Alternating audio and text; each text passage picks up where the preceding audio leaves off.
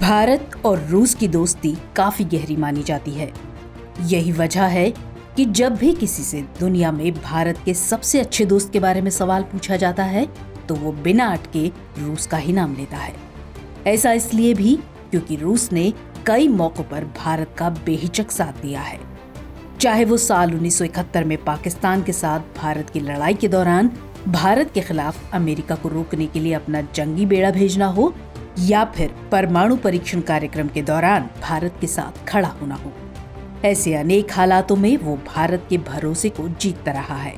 मगर आप में से कुछ ही लोगों को ये पता होगा कि रूस के अलावा भारत का एक और दोस्त भी है जो भारत को ये भरोसा दिलाने में कामयाब रहा है कि वो भी जरूरत पड़ने पर भारत का साथ देने से पीछे नहीं हटेगा, और वो देश है फ्रांस।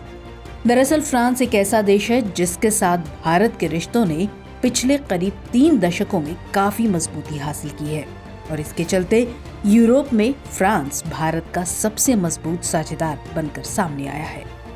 इन रिश्तों को और ज्यादा मजबूती देने के लिए भारतीय प्रधानमंत्री नरेंद्र मोदी अभी फ्रांस के दौरे पर गए थे। ये दौरा भारत फ्रांस रणनीतिक साझेदारी की 25वीं वर्षगांठ मनाने के लिए किया गया है। इस दौरान दोनों देशों के बीच कई अहम मुद्दों पर बातचीत हुई। साथ ही दोनों के बीच सैन्य और रणनीतिक करार भी हुए। इसके अलावा रूस यूक्रेन युद्ध और हिंद प्रशांत क्षेत्र की स्थिति जैसे बहुपक्षीय मुद्दों पर भी चर्चा की गई। यहाँ एक बात और गौर करने वाली है कि प्रधानमंत्री मोदी फ्रांस के राष्ट्रीय वार्षिक कार्यक्रम यानी बेस्टिल डे में विशिष्ट अतिथि के रूप में शामिल हुए। इसमें अतिथि के रूप में आमंत्रित होने वाले प्रधानमंत्री मोदी दूसरे भारतीय नेता हैं। इससे पहले साल 2009 में तत्कालीन प्रधानमंत्री मनमोहन सिंह इसमें शामिल हुए थे। ये बात इसलिए महत्वपूर्ण है क्योंकि इस कार्यक्रम में फ्रांस अमूमन दूसरे देश के नेताओं को शामिल नहीं करता है, और इसी से सवाल निकल कर आता है कि आखिर फ्रांस भारत को इतनी तवज्जो क्यों दे रहा है, उसके लिए भारत इतना महत्वपूर्ण क्यों है, और वो कौन सी वजह है जो दोनों देशों को करीब ला रही है। इसके अलावा एक ये सवाल भी आपके मन में आ रहा होगा कि भारत के साथ दोस्ती के मामले में रूस के बाद दूसरे नंबर पर फ्रांस का नाम कैसे आ गया।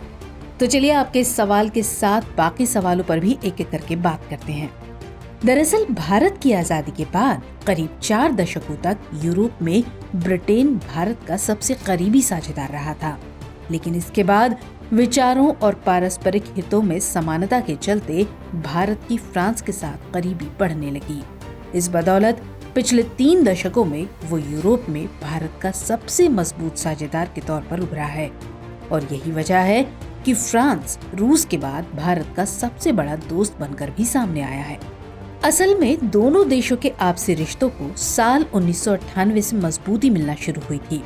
दरअसल इस साल भारत और फ्रांस ने रणनीतिक साझेदारी पर एक समझौता किया था, और इस समझौते के तुरंत बाद साल 1998 में ही भारत ने परमाणु हथियारों का परीक्षण किया था। इसकी प्रतिक्रिया में तमाम पश्चिमी देशों ने भारत पर कई तरह के प्रतिबंध लगा दिए थे, लेकिन यूरोपीय देशों के उलट फ्रांस इस मामले में भारत के साथ खड़ा था। यानी फ्रांस प्रतिबंध लगाने वाले इन देशों में शामिल नहीं था। इतना ही नहीं, परमाणु परीक्षण के विरोध में कई देशों ने भारत को हथियार निर्यात करने पर भी प्रतिबंध लगा दिया था, लेकिन फ्रांस ने भारत को हथियार देना जारी रखा। इसके अलावा फ्रांस ने पाकिस्तान को हथियारों की आपूर्ति बंद करके भारत के प्रति अपनी प्राथमिकता दिखाई थी, और यही वजह है कि बीते 25 सालों में फ्रांस भारत को रक्षा उत्पाद बेचने वाला दूसरा सबसे बड़ा देश बन गया। हालांकि इस मामले में केवल रूस ही आगे है। इसके अलावा भारत और फ्रांस ने कई अंतर्राष्ट्रीय मुद्दों पर विचारों में समानता दिखाई है। इसमें आतंकवाद, जलवायु परिवर्तन, नवीकरणीय ऊर्जा और सतत विकास सहित समुद्री सुरक्षा जैसे मुद्दे शामिल हैं। फ्रांस ने संयुक्त राष्ट्र सुरक्षा परिषद में स्थायी सदस्यता के मामले में लगातार भारत का समर्थन किया है।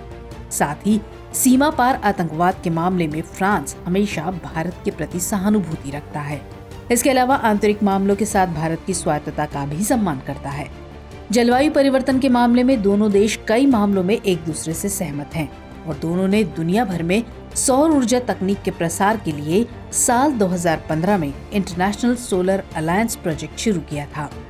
इस प्रोजेक्ट की मदद से आर्थिक रूप से कमजोर देश सोलर ऊर्जा तकनीक का इस्तेमाल करके अपने कार्बन उत्सर्जन को कम करने लायक बने हैं। चलिए अब अगले सवाल पर आते हैं कि आखिर भारत को इतनी तवज्जो देने के पीछे की क्या वजह है। तो अंतर्राष्ट्रीय संबंधों से संबंधित देश के हित की बात सबसे पहले आती है और आज की दुनिया में आर्थिक मुद्दा रिश्तों के बनने और बिगड़ने में अहम भूमिका निभा रहा है। ये बात भारत और फ्रांस के रिश्तों में भी लागू होती है। दरअसल फ्रांस एक हथियार उत्पादक देश है और ऐसे में वो अपने ज्यादा से ज्यादा हथियार भारत को बेचना चाहता है।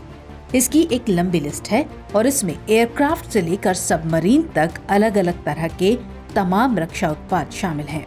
SPRI सिप्री यानी Stockholm International Peace Research Institute की रिपोर्ट के मुताबिक भारत साल 2018 से 2022 के बीच दुनिया का सबसे बड़ा हथियार आयातक रहा।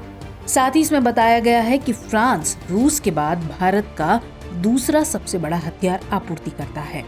फ्रांस से भारत का हथियार आयात साल 2013-17 और 2018-22 के बीच करीब 489% बढ़ा है और जानकारों की माने तो फ्रांस इसे और बढ़ाना चाहता है।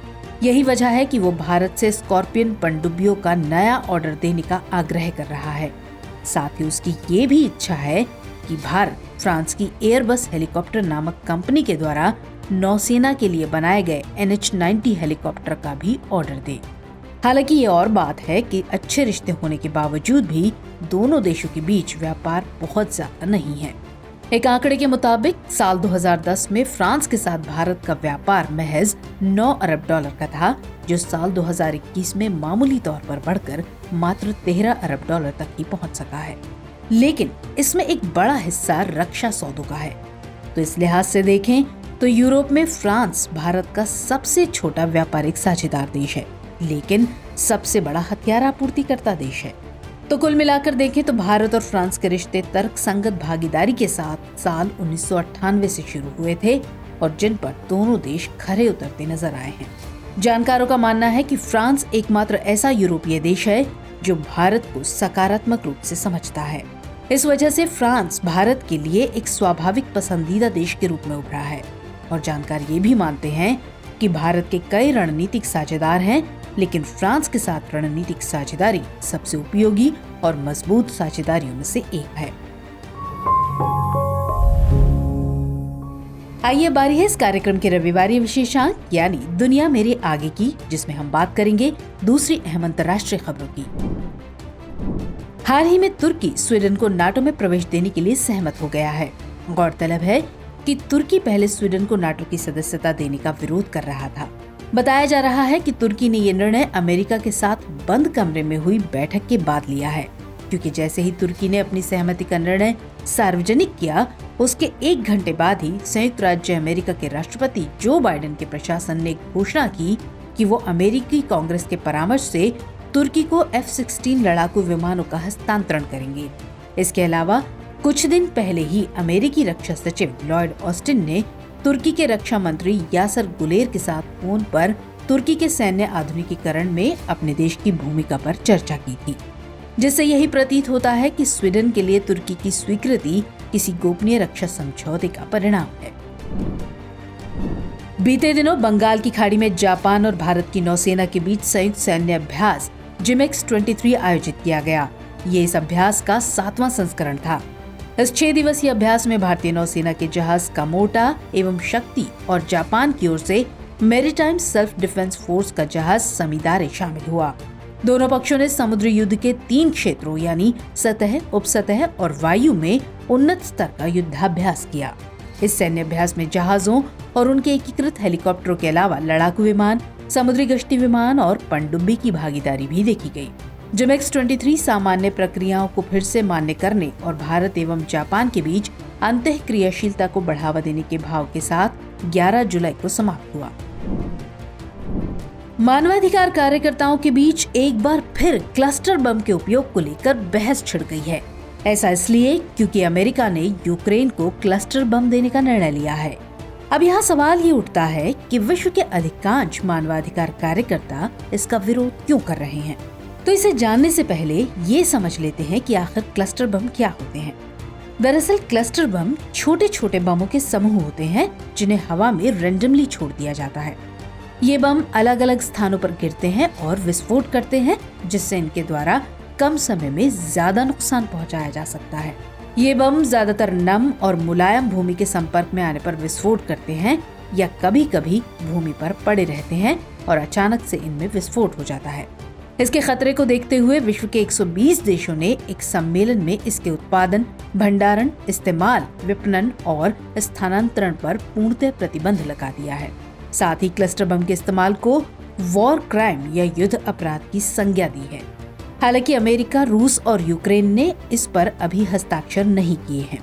तो अब तो आप समझ ही गए होंगे कि मानवाधिकार कार्यकर्ता इसका विरोध क्यों कर रहे हैं।